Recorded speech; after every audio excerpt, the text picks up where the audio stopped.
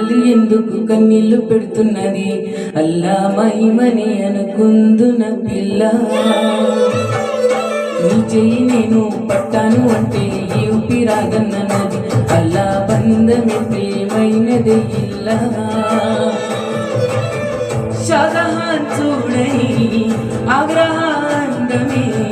తోడుగొస్తదా పేదోడి